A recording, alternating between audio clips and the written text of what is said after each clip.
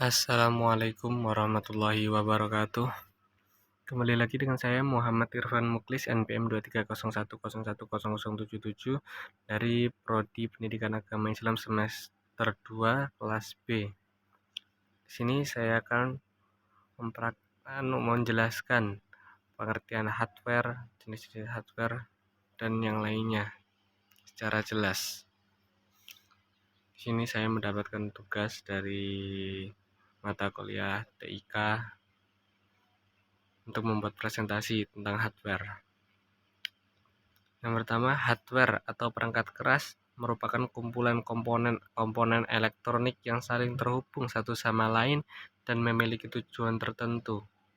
Jadi, komponen yang satu itu pasti saling berhubungan dengan yang lainnya dan memiliki tujuan tertentu.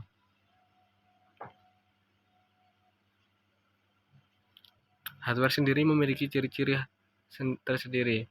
Yang pertama yaitu memiliki bentuk fisik.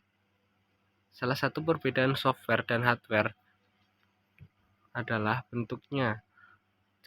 Jika software hanya didapatkan di dalam tampilannya, namun tidak memiliki bentuk fisik, sementara hardware mempunyai bentuk fisik yang bisa dilihat dan dirasakan. Nah, hardware di sini tuh bisa dirasakan berarti kan berbentuk seperti mouse, keyboard. Kalau yang software itu seperti aplikasi, pengaturan-pengaturan yang ada di dalamnya. Kan tidak ada fisiknya, itu cuman bergambar doang. Nah, yang kedua, umumnya itu bersifat keras. Beberapa contoh hardware adalah keyboard, printer, scanner, dan perangkat lainnya yang bersifat keras. Sifatnya berarti keras ya, seperti namanya sendiri hardware, perangkat keras. Yang ketiga, terdapat di bagian luar komputer. Nah, hardware itu terletaknya di luar bagian komputer, namun tidak semuanya ada di dalamnya, seperti RAM dan CPU itu ada di dalam komputer. Nah, ya, selain RAM dan CPU itu adanya itu di luar komputer semua.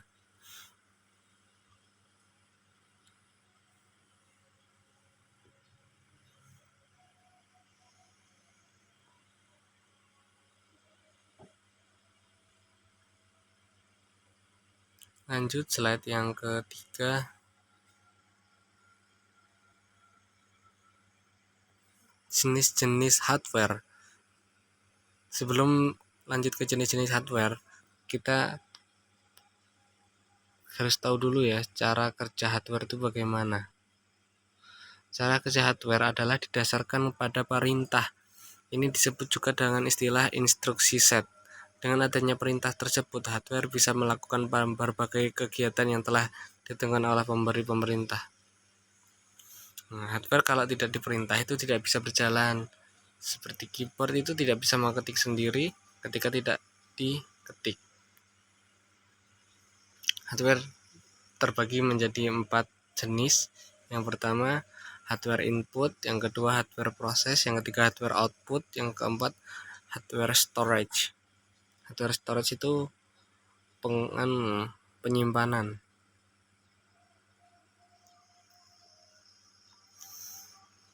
Kita lanjut ke hardware input.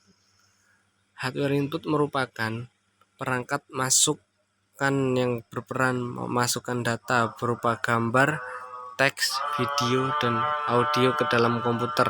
Seperti contoh mouse, keyboard, scanner.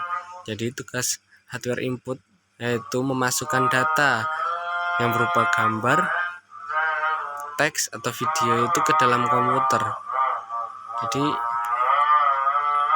seperti teks itu di keyboard itu memasukkannya ke komputer, berarti itu masuk ke hardware input. Contoh hardware input yaitu ada mouse sering kita lihat ya untuk mempermudah kita mengaturnya. Nah, yang kedua keyboard itu untuk papan pengetikan di komputer itu ya, pasti teman-teman semua udah lihat. Lanjut yang 2. Hardware proses. Hardware proses atau proses hardware adalah perangkat yang berguna untuk memproses data dan mengolahnya pada komputer. Perangkat ini bisa disebut sebagai otak komputer karena melakukan proses penting di dalam data yang disebut inputkan. Contohnya seperti CPU dan unit ALU. Nah, di sini tempatnya untuk memproses data ya. Setelah dilaluinya proses input tadi, untuk masuk ke dalam komputer harus melalui hardware proses terlebih dahulu. Di sini bisa kita sebut juga otaknya komputer. Karena di sini yang peran yang paling penting dalam penginputan data. Contohnya di sini seperti CPU dan yang kedua RAM.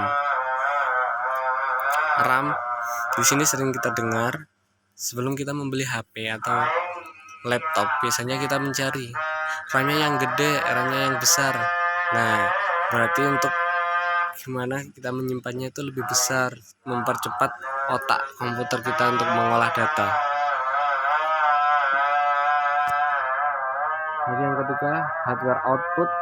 Hardware output adalah perangkat yang berfungsi untuk menghasilkan informasi baru atau data yang berguna sehingga dapat dimengerti oleh user.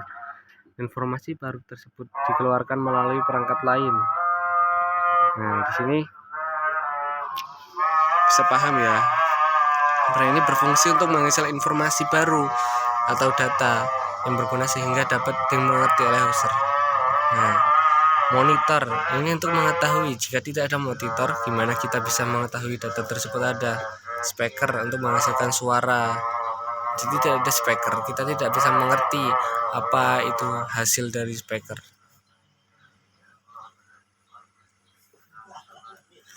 Yang keempat, hardware storage. Hardware storage dibagi menjadi dua, primer dan sekunder. Sesuai dengan namanya, storage device berarti memiliki perangkat penyimpanan. Ini merupakan bagian dari hardware di mana fungsinya adalah menyimpan data komputer. Nah, di hardware storage ini tugasnya itu untuk menyimpan semua data-data tersebut dari awal sampai akhir. Lanjut ke hardware primer. Hardware primer merupakan penyimpanan utama, adalah penyimpanan internal yang memiliki kecepatan akses yang lebih tinggi dari sekunder. Fungsi utamanya untuk menyimpan data sementara yang dibutuhkan CPU untuk mengolah data, seperti ROM dan RAM. Nah, di sini untuk menyimpan semua data-data. Misal, ketika kita mengetik tulisan di WA sebelum kita kirimkan ke teman kita, kan biasanya itu muncul sebelum kita matikan HP-nya masih tetap tersimpan. Nah, di situ fungsinya RAM dan ROM, dan bisa banyak lagi. Lanjut ke penyimpanan sekunder. Penyimpanan sekunder merupakan jangka panjang penyimpanan data walaupun sistem dimatikan, seperti DVD, hard disk, dan flash disk.